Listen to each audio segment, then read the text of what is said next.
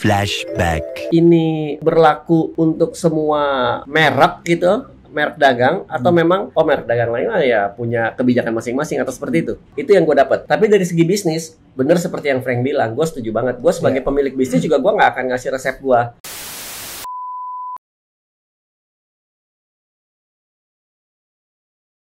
Tapi di luar dari itu, apalagi Frank? Ya, Robosen kan pengecualian lah. Dia kan sebenarnya company yang bikin robotik, jadi ya robot-robotan gitulah. Iya. Jadi si Takabro kan nggak bisa bikin kayak gitu kan? Bisa, cuman males mungkin Frank.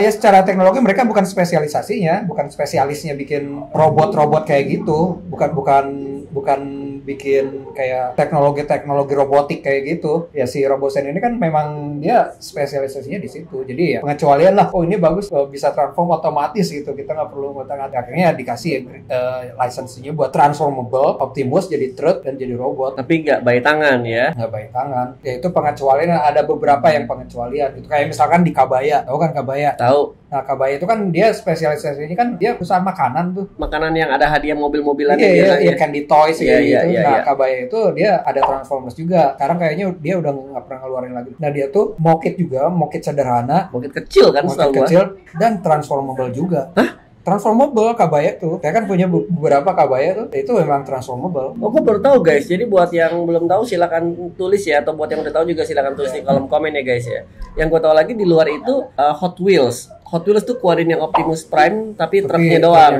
Kalau yang si Tommy si Tommy-nya itu ngeluarin Optimusnya doang, tapi itu juga yang dari Night, yang Last Night ya.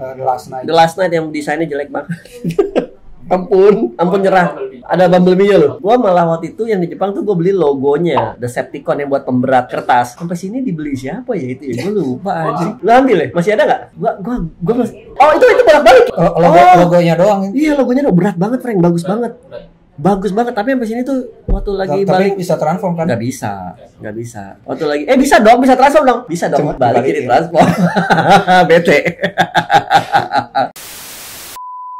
Bisa dong, itu kan transform ya kan? Ya gitu lah. Tapi sebenarnya sih si Takabro juga sekarang mereka udah nggak pernah pakai istilah transform lagi, dia pakai istilahnya convert. Soalnya nggak bisa di trademark, jadi mereka nggak punya trademark transform, jadi pakainya convert.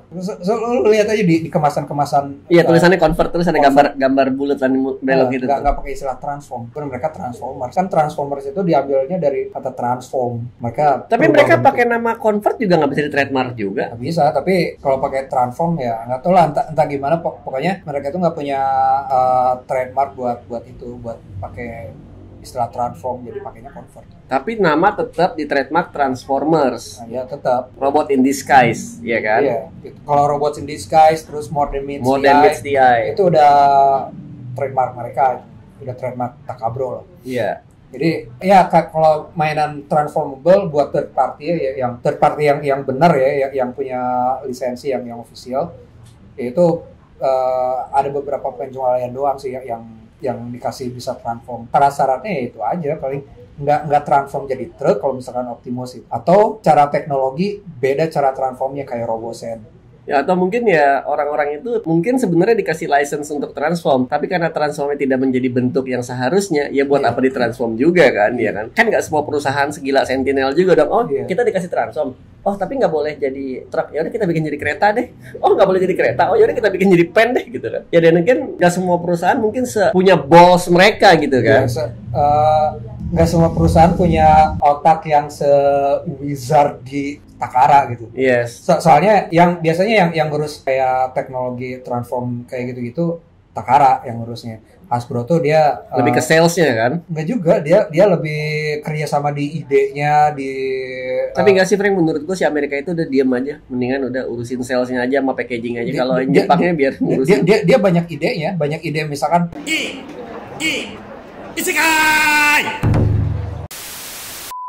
Bikin karakter apa, bikin seri apa, toy line apa. Oh iya itunya ya. Tapi untuk transformnya segala macamnya biar pihak Jepang aja udah. Takara yang ngurus. Iya, biar soalnya gini loh. dulu sempat ada kejadian kan Takara doang yang ngurus transformnya tanpa ada input dari Hasbro, atau Hasbro doang yang ngurus mainannya tanpa ada input dari Takara. Yang Takara doang transformnya ngehe, nggak enak dimainin, yang ada input dari Hasbro. Yang Hasbro doang mainannya jelek-jelek.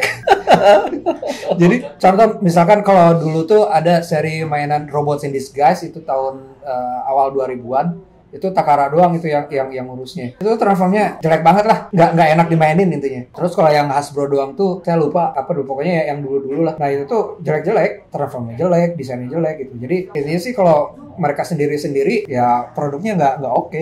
Iya, inputnya mungkin secara ide kreatif inputnya kurang banyak ya. Iya, jadi cara ide kreatif misalkan secara karakter, story gitu-gitu dari Hasbro, terus secara misalkan playability apa yang oke, apa yang nggak oke itu mungkin dari Hasbro inputnya, tapi secara desain, secara engineering itu Takara yang jago. Yes, itu gua setuju sih. Jadi mereka kerjasamanya di situ. Jadi meskipun Takara sebagai yang megang engineeringnya, ya tetap ada input dari Hasbro. Ini playability-nya enak dimainin nggak? Iya, menurut gua salah satu yang membuat menarik masalah Transformer itu ya adalah playability-nya gitu. Kayak terakhir tuh gue beli ini apa sih, mobil kit yang bisa berubah itu apa sih? Oh iya. Itu apa sih yang Knight Rider itu seri apa sih? Gue lupa dah. Itu memang seri sendiri aja sih. Itu kan Transformer kan standar banget ya. Iya. Tapi itu enak banget. Banget. Itu enak banget. Dibandingin daripada main studio series. Meskipun itu banyak engineeringnya ngambil dari studio series itu lah. Iya, tapi tetap itu lebih enak. Mungkin karena lebih gede bentuknya dari studio series kan. Lebih gede aja. Studio series kan agak lebih kecil sedikit kan ya, 3 perapatnya lah ya gitu. Jadi mungkin ya agak gimana lah gitu. Cuman dan again menurut gua yang kemarin gua beli itu si Knight Rider, tapi jadi siapa juga nggak tahu kan, karakter itu nggak ada yang nggak pernah ada di ide-nya juga nggak keluar. Emang karakter itu aja, karakter collab-nya itu. Collab doang kan ya kan. Kayak misalkan yang DeLorean. Iya, DeLorean. Sekarang gue lagi nyari DeLorean yang harganya sekarang mahal DeLorean-nya. Masa? Iya, sekarang DeLorean-nya mahal. Itu gue dapat diskon 50%. Nah, saya tahu caranya. Gimana? Kalau nggak salah si Tuta punya DeLorean-nya. Kan, ya itu kan orang punya. Itu kan orang punya. Tinggal curi aja. Itu orang punya, gila. Tinggal ke rumahnya aja ambil. Kalau nggak bilang dipinjam seumur hidup. Iya. 3 ya. Ghostbuster, DeLorean sama Kit. Oh, lu jangan ngomong gitu. Kalau nggak salah dia ada Turtle juga deh. Yang Turtle itu third party. Itu bukan official dari Hasbro Takara. Seingat gua. Tapi nggak tahu ya. Guys. Intinya gitu. Cuman yang collab gitu tuh menurut gua entah kenapa selalu menarik aja sih guys. Nah jadi gimana guys, di konten kali ini apakah kalian udah kejawab nih pertanyaan kalian nih masalah Hasbro dan Takara seputar licensing bisa transform atau tidaknya gitu kan? Kalau memang belum, ya silakan tulis di kolom komen. Kalau masih seputar dengan Transformer, kita akan bareng lagi gua dengan Frank. Kalau kalian suka dengan konten-konten penuh pengetahuan seperti ini, knowledge seperti ini yang nggak banyak orang yang tahu, ya silakan juga tulis di kolom komen. Misalkan nih gua kasih ide nih. Kenapa Macross di Jepang namanya Macross, tapi di Amerika dan negara barat lainnya disebutnya Robotech gitu. Nah itu kenapa, tulis di kolom komen. Dan kenapa di Jepang dan Asia disebutnya Godaikin tapi di Amerika disebutnya Shogun gitu ya. Silakan ditulis di kolom komen ya. Goldrake atau Gaban di entah di Brasil atau di mana namanya XOR. Hah? XOR. SOR. Iya. XOR. Ya udahlah ya, tulis lah pokoknya kalian punya pertanyaan apa seputar dunia pop culture yang gua dan Frank bisa jawab, pasti kita akan bantu kalian ya, coba jembatani. Karena kita nggak pengen juga jadi orang pintar cuman berdua doang ya, kalian juga yang bodoh-bodoh ini harus pintar juga ya. Jadi kalau kita semuanya pintar, kita bisa kolaborasi terus mempintarkan orang-orang yang lainnya gitu. Ya. Jadi akhirnya kita jadi orang-orang kita dapat amal. Jadi intinya kan ilmu itu harus terus disebarluaskan, harus terus dibagikan. Betul ya guys ya. Jadi yang udah kebagian ilmunya dibagikan lagi ke yang belum dapat, terus nyebar jadinya ya. Maksudnya Frank adalah yang udah nonton video ini dibagikan ilmunya, di-share lagi. Maksudnya di-share, di komen gitu. Jadi pembahasan. Iya bener juga ya. Bener. Ternyata begini ya guys ya. Jadi ternyata ya bikin mainan itu nggak gampang-gampang banget, apalagi lu sebagai founder dan sebagai pencipta awal pasti ada trik-trik tertentu yang lu nggak pengen diketahuin sama. Iya, sebagai yang punya IP ya, yang megang IP gitu. Nah, kalau yang third party yang nggak punya lisensi ya itu mah kan itu bebas itu mah. Itu bahkan kadang-kadang nyontek, Frank. Kayak MP aja di pause MPP, tahu kan? Kalau itu mah namanya knock off. Iya, MPP berapa gitu, MPP yang kecil terus dikecilin terus dibesiin gitu kan. Itu namanya knock off lah. Ya, kalau itu kurang ajar ya. Kalau third party yang desain original kayak gitu-gitu, engineering original, ya itu mah mereka memang fans aja sih. Terus bikin gitu. Ya. Cuman ada dua, ada yang menghargai dengan beli license, ada yang nggak menghargai. Iya. Nah, mereka tuh hasrat mereka tuh pengen bikin mainan transformable, Optimus yang transform yang kayak yang gaya-gayanya stylenya kayak masterpiece gitu. Tapi sebagus itu gitu. Ya, tapi harus gua akuin loh guys, beberapa barang-barang third party itu memang bagus banget. Contohnya apa yang third party bagus banget ya? Menurut gua ya, Market Toys. Enggak itu doang. Sekarang yang baru-baru aja yang misalkan yang dari buat Bayformers ya. Saya baru lihat prototipenya tuh yang Optimus yang dari Bayformers movie pertama. Itu transformnya rapi banget. Pas jadi robotnya, pas jadi truknya juga bagus banget. Apa namanya? Saya lupa namanya apa, baru masih prototype itu. Baru foto-foto doang, grey prototype itu tuh yang kayak gitu-gitu tuh rapi banget. Pas jadi robotnya tuh nggak ada kibel, nggak kayak yang dari MPM kan masih ada. Yang MPM yang Jepang aja masih harus ada diperbaikin kan biar nyambung garisnya. Ya intinya masih nggak terlalu akurat lah sama yang ada yang dari filmnya. Nah kalau yang ini tuh itu persis banget sama yang di filmnya. Nah itu yang unlicensed third party. Tapi ya balik lagi mereka fans yang punya hasrat pengen bikin the best Transformers toy karena Takara mungkin nggak bikin gitu yang sesuai dengan kepengen mereka. Mungkin kalau Takara kan dia banyak kayak soal harganya, ntar kalau bikin kayak gini. Iya, dan ada regulasi biasanya. Regulasi barang-barang tajam, pointy nggak bisa impor. Masalah baterai nggak bisa impor di mana.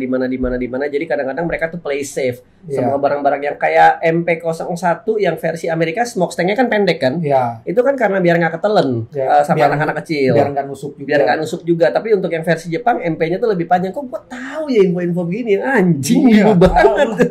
Bukan wibu banget otaku banget lu, Cybertronian ku banget. Parah ya kalau dipikir-pikir kita ya, anjay ya. Wibu Cybertron. Sampai nama siapa nama pengisi suara Optimus Prime? Peter Cullen. Sekarang siapa pengisi suara Orion Pax di Transformers One? Oh, gua nggak tahu. Yang ini yang main jadi Chris Hemsworth, bener kan? Yep. Nah.